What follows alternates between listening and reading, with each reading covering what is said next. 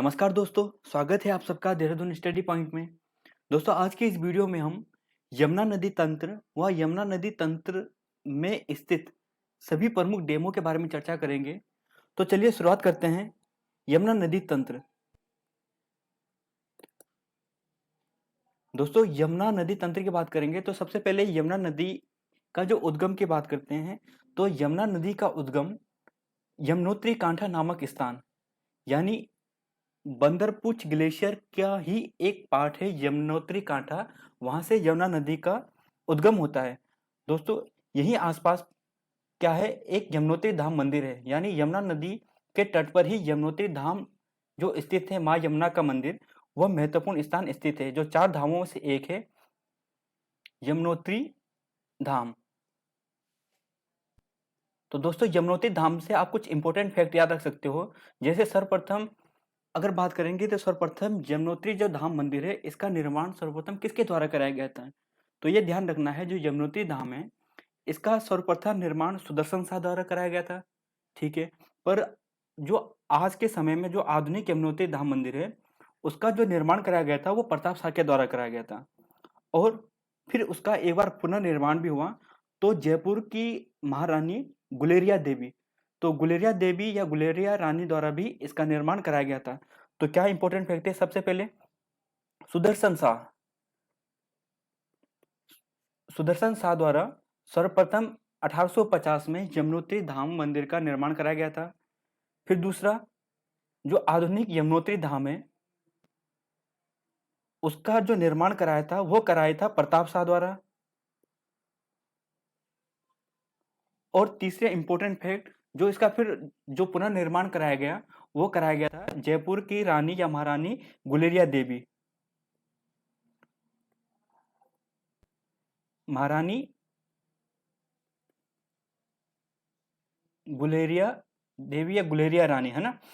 तो ये यमुनोत्री धाम से इंपॉर्टेंट कुछ फैक्ट थे। अब जब यमुना नदी नीचे गई कुछ स्थान पर, तो यहाँ पर एक महत्वपूर्ण नदी मिलती है, ऋषि गंगा। ऋषि गंगा यमुना नदी की एक महत्वपूर्ण सहायक नदी है, जिसका संगम खरसाली नामक स्थान पर होता है। खरसाली नामक स्थान पर ऋषि गंगा और यमुना नदी का संगम होता है। दोस्तों खरसाली भी एक महत्वपूर्ण स्थान है, क्योंकि यमुनोत्री धाम यानी माँ यमुना का जो शीतकालीन निवास स्थान है वो खरसाली में ही है। ठीक है, तो ये एक महत्वपूर्ण स्थान है। फिर आगे चलकर यमुना नदी में एक और सहायक नदी हनुमान गंगा, यानी एक हनुमान चट्टी नामक स्थान पर यहाँ पर हनुमान गंगा का भी संगम होता है। फिर आगे चलने पर यमुना नदी में एक महत्वपूर्ण नदी कमल नदी, नौगांव नामक स्थान पर कमल नदी और यमुना नदी का संगम होता है। दोस्तों कमल नदी को पुरोला का वरदान कहा जाता है, इसलिए मैंने यहाँ पर डोटेट कर रखा है कि पुरोला का जो वरदान कहा जाता है किस नदी को कहा जाता है? तो पुरोला का जो वरदान कहा जाता है वो कमल नदी को कहा जाता है।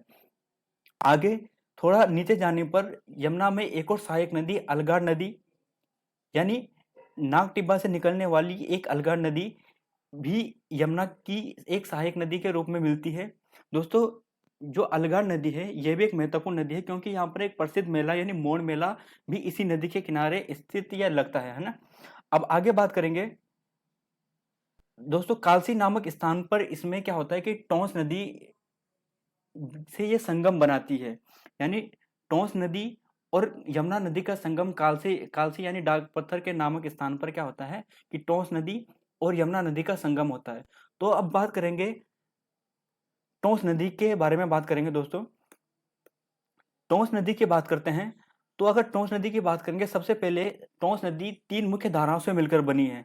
कहीं कहीं पर 2 आता है, पर कहीं कहीं पे आपको 3 भी मिलेगा। सबसे पहले रुपिन नदी, दूसरा है तमसा नदी और तीसरा है सुपिन नदी। तो दोस्तों जैसे रुपिन नदी है, रुपिन नदी का जो उद्गम होता है ये हिमाचल से होता है, यानी हिमाचल प्रदेश से इसका उद्गम होता है। फिर दूसरा है तमसा नदी, ये हरकीदून यानी ये उत्तराखंड से ही हरकीदून नामक स्थान से तमसा नदी का उद्गम होता है। और तीसरा है सुपिन नदी, यानी ये मंड्या ताल, ये सरगारोहिणी पर्वत के मंड्या ताल नामक स्थान से वहां से सुपिन नदी का उद्गम होता है। तो ये तीनों का लगभग संगम होता है एक ताल का देवरा नामक स्थान पर, और इस स्थान से यह तीनों का जो तीनों नदियों की धारा है ये टोंस नदी के नाम से जानी जाती है। अब जब टोंस नदी थोड़ा आगे बढ़ती है तो यहाँ पर एक सबसे महत्वपूर्ण नदी, यानी जो टोंस नदी की जो सबसे बड़ी सहायक नदी है पावर नदी, उसका संगम त्यूणी नामक स्थान पर होता है। तो ये रही पावर नदी, और इसका जो संगम होता है ये होता है त्यूणी नाम पर। ये आराकोट क्षेत्र से होते बहती हुई है, आराकोट क्षेत्र से, और त्यूणी नामक स्थान पर, यानी ये देहरादून के त्यूणी नामक स्थान पर इसका संगम होता है। दोस्तों, यमुना नदी में कुछ डैम है, इसके बारे में अभी डिस्कस करेंगे, और फिर आगे चलकर ये कालसी नामक स्थान पर, यानी डाक पत्थर कालसी नामक स्थान पर संगम बनाती है। अब धीरे धीरे ये नदी जब नीचे आएगी तो सर्वप्रथम यहीं से क्या होता है कि यमुना नदी मुख्य धारा तो यमुना नदी की यह है, लेकिन क्या है कि इसी की एक धारा से यहाँ पर एक नहर का निर्माण कराया गया है, और इम्पोर्टेंट है, इस नहर का नाम है शक्ति नहर।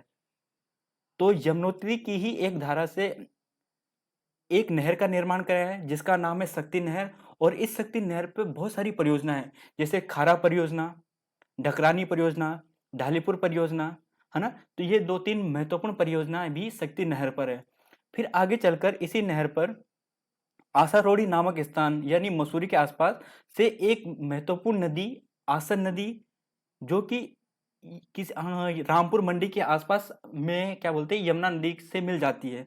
तो इस स्थान पर मिलने पर ये आसन निर्माण यानी आसन बैराज का निर्माण करती है। दोस्तों, आसन बैराज एक महत्वपूर्ण है। 1967 में आसन बैराज का वो हुआ था, क्या बोलते हैं, उद्घाटन हुआ था, स्थापना हुई थी। और आगे चलकर यहाँ पे ये फिर यमुनोत्री यानी पोंटा साहिब के आसपास ही क्या होता है कि यहाँ पर एक डैम यमुना नदी पर और है, वो इम्पोर्टेंट है लखवाड़ डैम। और दोस्तों, आगे चल के यमुना नदी की बात करेंगे तो ये पोंटा साहिब यह यहीं पर ढालीपुर है, तो यहाँ से वो राज्य से बाहर हो जाती है। आगे बात करें तो यमुना नदी में सबसे पहले अगर बात करें कुछ महत्वपूर्ण नदियां, जैसे चंबल नदी, तो चंबल नदी इटावा नामक स्थान पर क्या होती है, यमुना से मिलती है। इसके अलावा बेतवा नदी हमीरपुर नामक स्थान पर मिलती है, और केन नदी की बात करेंगे तो ये बांदा नामक स्थान पर मिलती है। ये तीनों उत्तर प्रदेश की सीमा में है, और आगे चल के प्रयागराज में गंगा नदी से मिल जाती है। तो दोस्तों, ये था यमुनोत्री नदी तंत्र के कुछ सहायक नदियां। अब बात करते हैं इनमें स्थित कुछ महत्वपूर्ण परियोजनाएं। अगर हम बात करें कुछ महत्वपूर्ण परियोजना की, तो सर्वप्रथम बात करेंगे दोस्तों, एक महत्वपूर्ण परियोजना है, जैसे यहाँ पे जो मंडिया ताल से, यानी जो सुपिन नदी है, सुपिन नदी की एक सहायक नदी, सॉरी, सुपिन नदी पर एक महत्वपूर्ण परियोजना जखोल सांकरी परियोजना। जखोल सांकरी परियोजना की बात करेंगे तो ये 44 मेगावाट है ना, तो 44 मेगावाट की परियोजना है सुपिन नदी पर। अगर बात करें तमसा नदी पर, यहीं पे नटवार मोरी क्षेत्र पर, तो यहाँ पर भी नटवार मोरी परियोजना स्थित है। और आगे चलकर बात करेंगे सबसे मोस्ट इंपोर्टेंट, टोंस नदी पर तीन महत्वपूर्ण डैम, एक है जैसे Ichari dam, Kishau dam, टाकुला dam और छिब्रो डैम। दोस्तों, ये थोड़ा आगे पीछे हो सकते हैं, क्योंकि जो इचारी डैम है, इचारी डैम का पानी छिब्रो नदी तक भी जाता है, यानी एक नहर के माध्यम से इचारी डैम का पानी छिब्रो तक भी जाता है, तो ये ध्यान रखना है। और इचारी काशी के आसपास ही है, तो आगे पीछे हो सकते हैं, लेकिन ये श्योर है कि ये क्या है, टोंस नदी पर है, और देहरादून नामक स्थान पर है, देहरादून जिले में है। तो यहाँ पे बात करेंगे इचारी डैम की, तो इचारी डैम की बात करेंगे तो इचारी डैम महत्वपूर्ण है। आगे बात करेंगे जैसे किसाऊ डैम।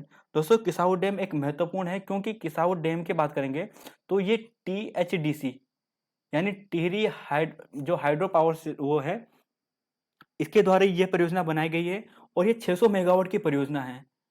600 मेगावाट की परियोजना है, एक महत्वपूर्ण परियोजना है। दोस्तों, अगर इसकी बात करें तो ये 2016 में इसे राष्ट्रीय परियोजना भी घोषित कर दिया गया था, 2016। तो 2016 में इसे राष्ट्रीय परियोजना भी घोषित किया गया था। तो किसाऊ डैम एक महत्वपूर्ण परियोजना है, फिर आगे वहीं पर ताकुला परियोजना है, और फिर आगे छिब्रो परियोजना है। दोस्तों, अब फिर आगे बात करें, अब मेन यमुना नदी पर आते हैं। तो यमुना नदी की बात करें, यमुना नदी पर भी एक महत्वपूर्ण परियोजना, जैसे हनुमान गंगा परियोजना। हनुमान गंगा परियोजना हो गई, ये हनुमान गंगा पर है, यहीं पर आसपास है। अगर और बात करें, जैसे यहाँ पे बात करेंगे खोदरी परियोजना, खारा परियोजना, ढकरानी परियोजना और ढालीपुर परियोजना। तो जैसे खोदरी परियोजना है ये यमुना नदी पर है। खारा परियोजना ये जो यमुना नदी की जो सहायक जो नहर निकाली गई है उस पर है। डकरानी भी इस पर है। अगर हम इनके बात करें, जैसे हम डकरानी की बात करते हैं, तो डकरानी की बात करें तो ये 1965 में बनी परियोजना थी। 1965 में बनी परियोजना थी और ये 33.7 मेगावाट 33.7 मेगावाट की परियोजना है। ऐसी अगर ढालीपुर की बात करेंगे, ढालीपुर भी है, डकरानी भी है। ढालीपुर की बात करेंगे, ये भी लगभग 1965-70 की परियोजना है और ये 51 मेगावाट की परियोजना है। 51 मेगावाट। तो कुछ ये महत्वपूर्ण परियोजना थी। आगे बात करेंगे जो सबसे इंपॉर्टेंट परियोजना है यमुना नदी पे, वो है लखवाड़ डैम। दोस्तों लखवाड़ डैम इन सभी परियोजना में से सबसे महत्वपूर्ण परियोजना है। अगर लखवाड़ डैम की बात करेंगे तो सर्वप्रथम 1976 में इस परियोजना को योजना आयोग द्वारा स्वीकृति दी गई थी और 1987 से इसका काम भी शुरू हो गया था। 1987 से इसका काम भी शुरू हो गया था, लेकिन पैसे के अभाव में या फंड के अभाव में क्या हुआ था कि इसका काम 1992-93 के आसपास दोबारा बंद हो गया था। सबसे इम्पोर्टेंट बात है कि वर्ष 2008